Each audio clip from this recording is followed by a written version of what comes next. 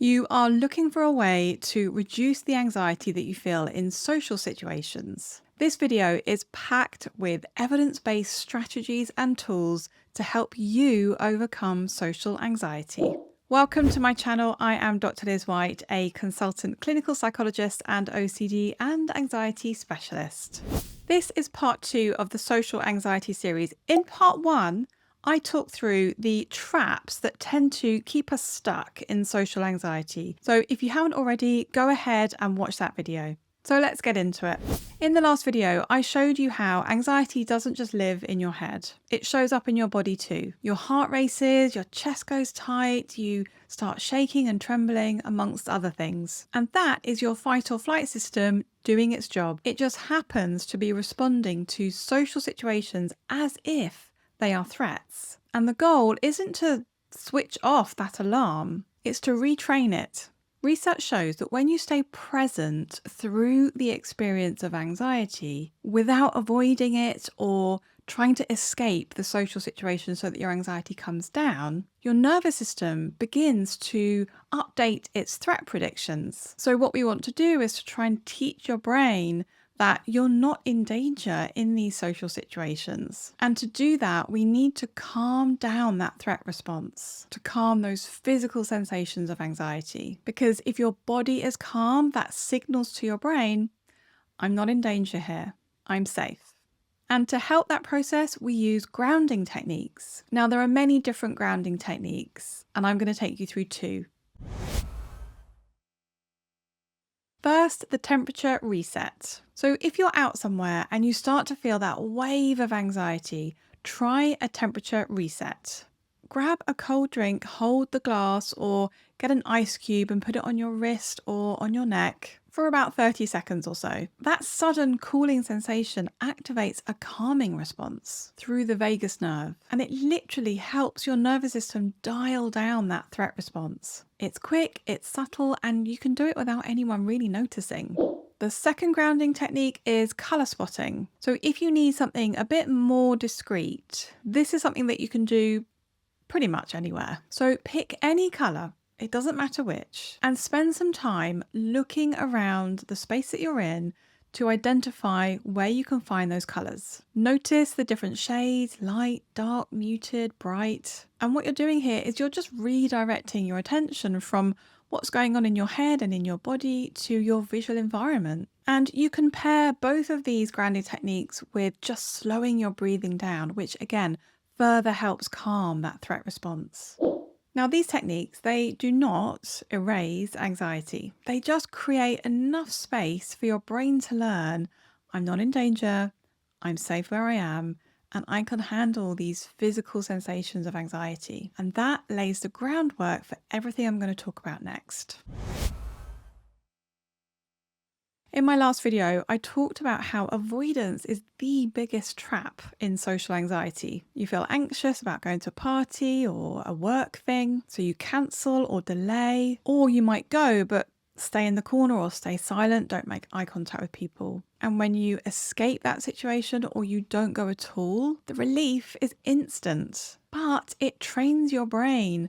I need to avoid these things in order to be okay. So the way to manage this isn't to magically wait until you don't feel anxious anymore so that you can go to social things. It's learning to do the thing anyway, even whilst the anxiety is showing up. Research consistently shows that facing the thing that you fear, exposing yourself to these different situations gradually, but consistently, is one of the most effective ways to treat social anxiety. And it's not just research studies that show this. I have seen this thousands of times with my clients in therapy. It does work, and it works because it teaches your brain, I can handle this. Even though I don't want to feel anxious, and even though it feels hard, I can handle this.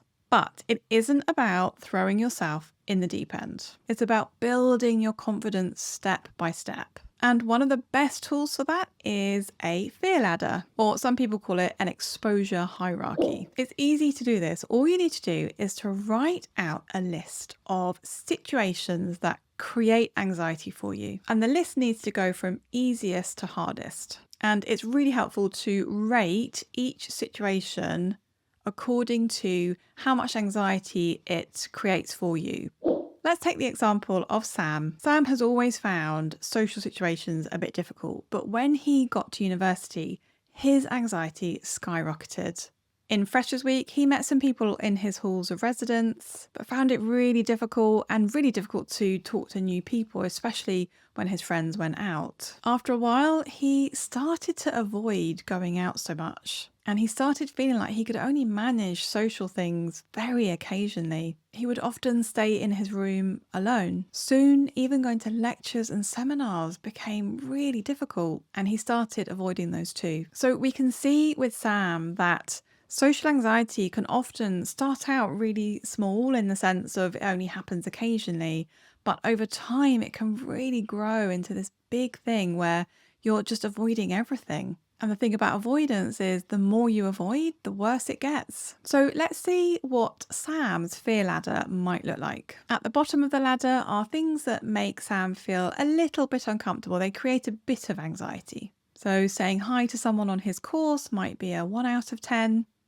10 being the most severe anxiety he's ever felt, and 0 being no anxiety. Sitting in the library instead of his room to study might be a 3 out of 10. And then you move up to sort of medium level challenges. So, for example, having lunch with a person that he knows might be a 6 out of 10, or speaking up in a seminar might be a 7.5. And then at the top of the ladder are the hardest ones. So, going to a quiz night at the pub might be an 8 out of 10. Staying at a party instead of leaving after 10 minutes might be a 10 out of 10.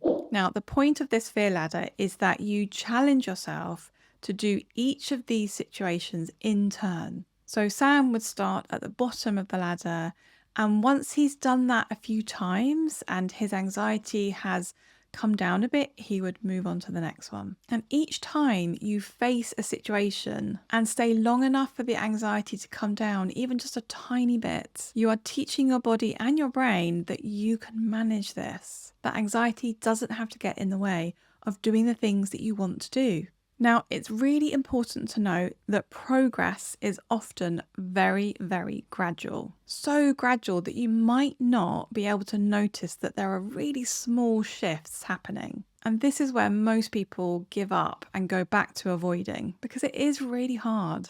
And remember, the aim isn't to completely eliminate anxiety. That's not the goal that you're reaching towards. It's much more about learning how to sit with and experience that anxiety without doing the unhelpful stuff like the avoidance.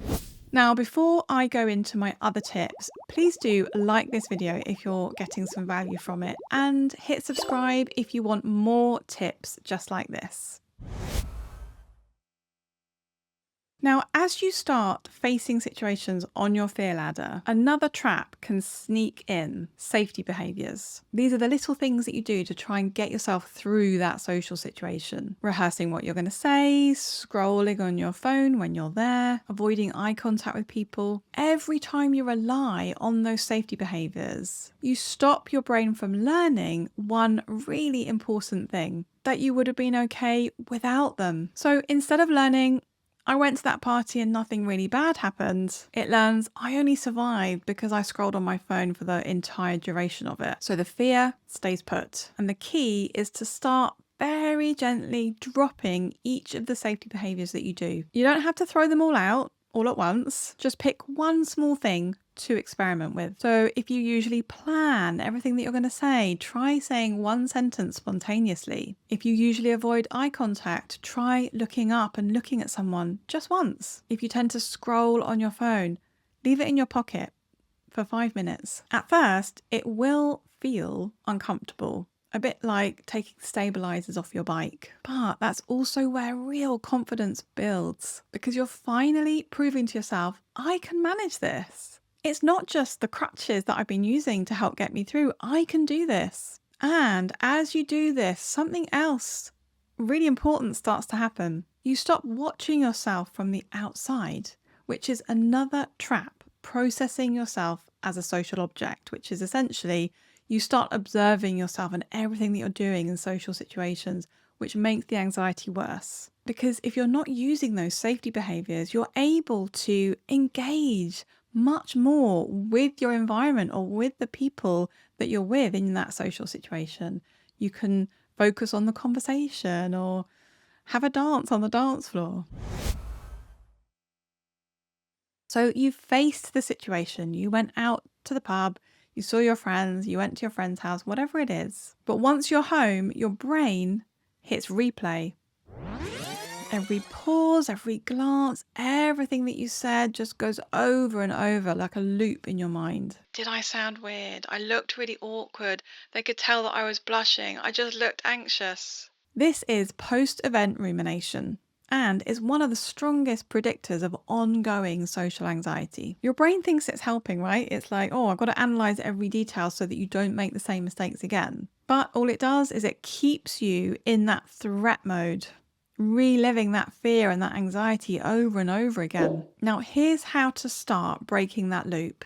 Notice the replay without joining in. So when you catch yourself over-analysing, overthinking the social situation that you were in, don't try and argue with the thoughts. That just fuels them. Instead, label or name what's happening. My brain's doing the rewind thing. Take a slow, deep breath and just redirect your attention to something around you. The sound of your footsteps, the feel of your clothes on your skin, something neutral in the room. This technique is called diffusion and it's from acceptance and commitment therapy. And if you want to learn more about diffusion, then check out this video and the link will be in the description. So the more you practice stepping back from your thoughts or stepping back from that replay, grounding yourself in the present, the faster your brain learns to disengage from those thoughts and move on. Social anxiety and self-criticism often coexist together. After any social situation, that negative voice kicks in. Everyone noticed you look really awkward. Why can't you just be normal? It's harsh, it's relentless, and is exhausting. The thing about self-criticism is that every time you experience it, your body reacts as if it's being attacked. So think of that fight or flight response. It switches on your threat system as if you are in danger. So one of the most powerful changes that you can make is to try and bring in some self-compassion, which is like the antidote to self-criticism. But how do you do this? I do have a whole video just on this, so do go and check that out. But here are 3 ways that you can make a start. First, you need to recognize when you are being self-critical. So just like you did with the post-event rumination, you need to label it or name it when it shows up. So one more way of being self-compassionate is to change the tone of voice that you use with yourself from harsh and cold and angry